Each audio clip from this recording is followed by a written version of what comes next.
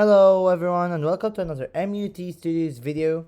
And today we're seeing another podcast. This one's about Spider Control itself. Just to inform you all before we start the podcast that some of the information that they do have is kind of wrong. And I'll tell you what that information is. So anything that's related to changing the controls, as anyone who played Spider Control before knows that you can't really change the controls. Also, some accessibility features that they have, it's not out yet. Also, the generative world levels, we are implementing them and we do have them in the information, but we don't have them in the published game at the moment. So, yeah, these are the information that they do have wrong. Anything else is more skepticism than actual stuff. So, yeah, until then, let's start the podcast and see you all next time. Hey everyone, welcome back. Ready for another deep dive? Always ready. Awesome. Well, today we're taking a look at something a little different. A little creepy, even. Maybe, yeah, a little creepy. But also super cool. We're diving into the world of Spider Control. Ooh, yeah. This game's got a lot of buzz, and for good reason. Yeah, I mean, it's not every day you get to play a game where you're the spider. Right, and it's not just any spider, it's like a stealth survival spider. Yeah, like a super spy spider. Sneaking around, trying not to get squashed. Exactly. And the team behind it, MUT Studios, they're doing some really interesting stuff. Yeah, they're an indie team, right? Yeah, indie all the way. But they're super focused on quality and, get this, representing different cultures in their games. Now, that's something you don't see every day, especially from a smaller studio. How do they manage that? Well, for one, they really push the boat out with the visuals. They use this tech called Unity URP, and it makes the game look amazing, even if you're not playing on a top-of-the-line gaming rig. So they're like indie devs with a blockbuster look? Pretty much. And that attention to detail carries over to the gameplay, too. Speaking of gameplay, let's break it down. What's it actually like to play as a spider in Spider Control? Well, as we said, it's stealth survival, so you're using all those classic spider skills, hiding, climbing walls, you're even distracting enemies. Oh, so it's not all about running away. There's some strategy involved. Definitely. You gotta use your little spider brain to figure out how to get what you need and, most importantly, stay alive. Sounds intense.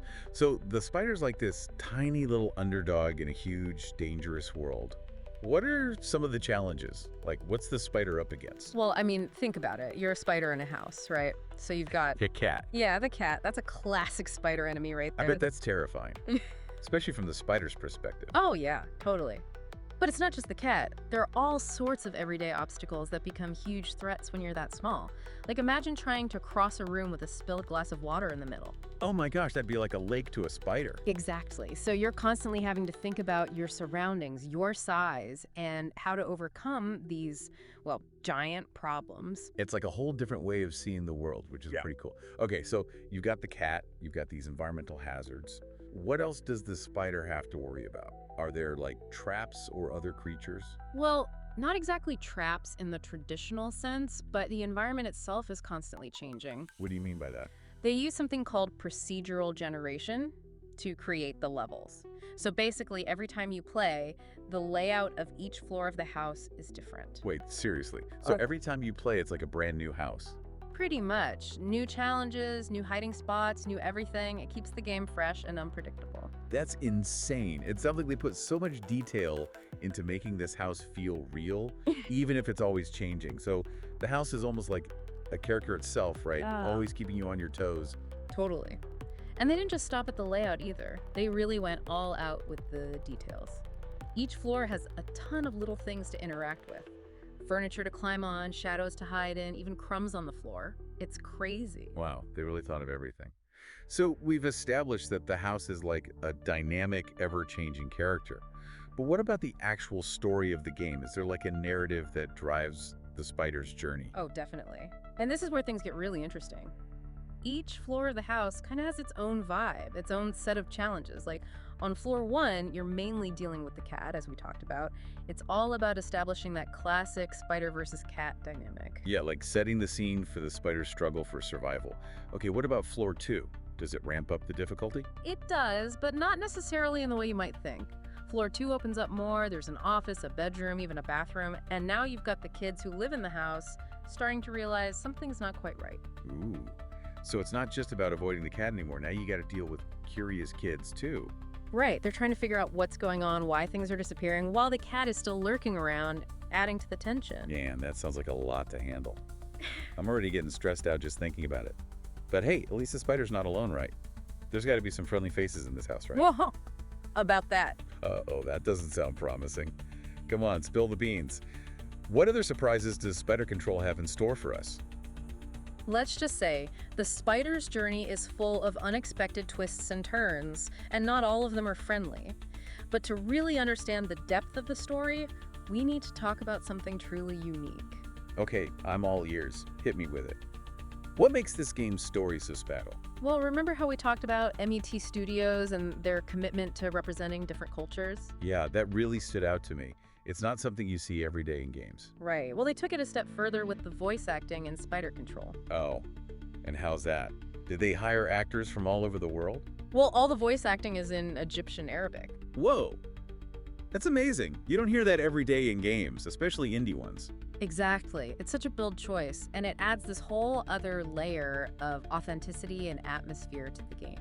I bet it's pretty cool to hear a language you might not be familiar with brought to life in a game like this. It really is, and it goes beyond just the language itself. It gives you a glimpse into a culture you might not know much about, which is really cool.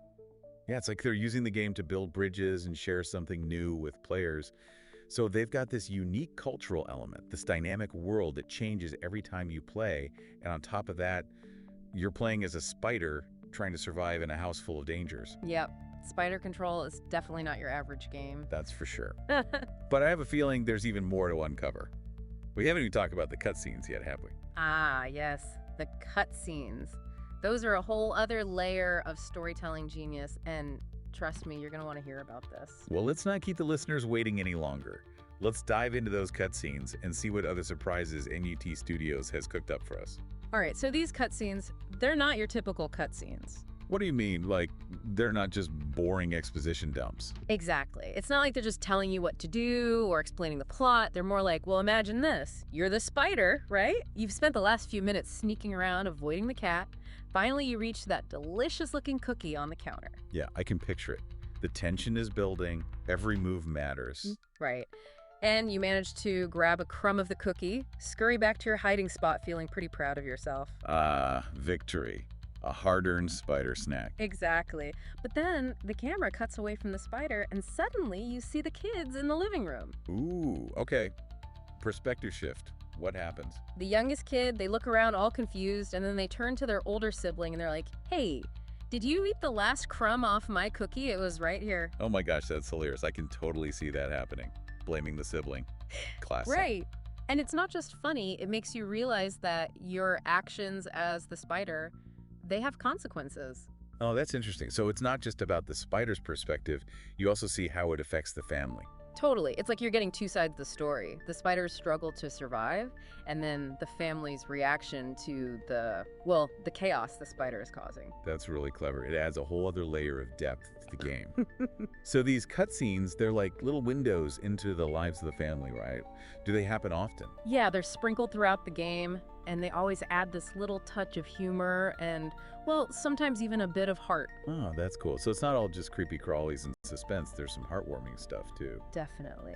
And it really helps to build out the world and make it feel more real. Like, you're not just playing in a vacuum, you're part of this little ecosystem. Okay, that makes sense. It's like you're not just a spider in a house. You're a spider in a home with a family and all their quirks. So we've got these dynamic floors that change every time you play, these charming cutscenes that show the other side of the story, and a developer that's super engaged with their community. Is there anything else that makes Spider Control so unique?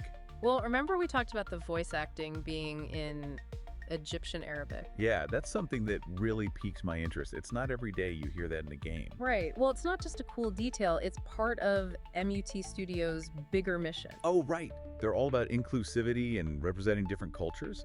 Tell me more about that. They're really walking the walk, not just talking the talk. They're based in the Middle East, And showcasing their culture and language in a positive way is super important to them. That's awesome to hear. It really adds to the game's charm and originality. Absolutely. It's like you're experiencing something you wouldn't find anywhere else, and that's what makes Spider Control so special. It's breaking boundaries, pushing the limits of what a stealth survival game can be, and they're an indie studio. That's pretty impressive. It really is. They've created a game that's entertaining and makes you think, and they've done it all while staying true to their values. And I have a feeling this is just the beginning for MUT Studios. Who knows what amazing games they'll come up with next? You know, it makes you wonder, what will they come up with next? They've definitely set the bar high with Spider Control. I know, right? It's like they've opened this door to a whole new world of possibilities for indie games. And think about it, what if other indie developers follow their lead? What if we start to see more games that embrace different cultures and different perspectives? That would be incredible. The gaming world would be so much richer and diverse. Exactly. And that's why I think Spider Control is such a big deal. It's not just a fun game, it's a sign of things to come.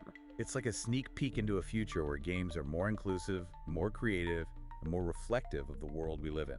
And that's a future I'm definitely excited to be a part of. Me too. But before we get too philosophical here, there's still so much more to uncover about Spider Control. We've talked about the gameplay, the cutscenes, the cultural representation, but there's one thing we haven't touched on yet. What's up? We haven't talked about how Spider Control tackles one of the biggest challenges in game development: Oh, you mean? accessibility. How did MUT Studios make sure everyone can enjoy this unique experience? Yes. That's a great point. And you know what? They've done an amazing job in that department. Well, let's not keep the listeners in suspense any longer. Let's dive into the world of accessibility and see how MUT Studios made Spider Control a game for everyone. So, accessibility in games. So it's something that's so important, right? Making sure everyone can enjoy these amazing experiences, regardless of their abilities. Absolutely. And it's something that a lot of developers are starting to pay more attention to, which is fantastic. Yeah, for sure. So how does Spider Control handle accessibility? What kind of features did MUT Studios implement? Well, they took a really multifaceted approach, which is great. They didn't just focus on one aspect of accessibility, they considered a wide range of needs. Okay, I like where this is going. So it's not just about adding subtitles for people who are hard of hearing or colorblind mode for people with visual impairments. It's more than that. Exactly. They really dug deep and thought about how different players might experience the game and what barriers they might encounter. Give me some specifics. What are some of the accessibility features they implemented? Well, for starters, they have fully customizable controls, so players can remap the buttons to whatever configuration works best for them. Oh, that's super helpful, especially for folks with mobility impairments or those who use adaptive controllers. Right. And they also have a bunch of visual options like adjustable text size, different colorblind modes, and even the ability to turn off certain visual effects like screen shake or flashing lights, which can be a trigger for some players. That's really thoughtful. They've really thought about a wide range of needs there. What about audio accessibility? They've got that covered too. They have separate volume controls for music, sound effects, and dialogue, so players can adjust the audio balance to their liking. That's so important. I know some people are super sensitive to loud noises or sudden changes in volume, so having that level of control is fantastic. Yeah, for sure. And they even went a step further with the Egyptian Arabic dialogue. Oh, what did they do there? They provide subtitles in multiple languages, of course, but they also included an option to have the subtitles read aloud in those languages. Whoa, that's amazing. So even if you don't understand Egyptian Arabic, you can still fully experience the story and the nuances of the voice acting. Exactly. It's like they've removed all these potential barriers to entry and made the game truly accessible to everyone. It's so inspiring to see a developer, especially an indie team, put so much effort into accessibility. It really shows that they care about their players and want everyone to be able to enjoy their creation. Absolutely, and I think it sets a great example for other developers out there. Accessibility shouldn't be an afterthought. It should be baked into the game from the very beginning. Couldn't agree more. It's about creating a more inclusive and welcoming gaming community for everyone. We've talked about the gameplay, the story, the cultural representation, and now the accessibility features. I think we've covered pretty much everything there is to know about Spider Control. We have. It's a truly remarkable game on so many levels. It's innovative, engaging, thought-provoking, and most importantly, accessible to everyone. What more could you ask for? I know, right? It's a testament to what indie developers can achieve when they have a clear vision and a passion for pushing boundaries. So if you're looking for a gaming experience that's fresh, challenging, and unlike anything you've played before, Spider Control is definitely worth checking out. And who knows, maybe it'll even inspire some future game developers out there to create even more inclusive and groundbreaking experiences. And on that note, it's time for us to scurry out of this deep dive. Sure. Thanks for joining us, everyone. Until next time, keep exploring, keep learning, and keep playing.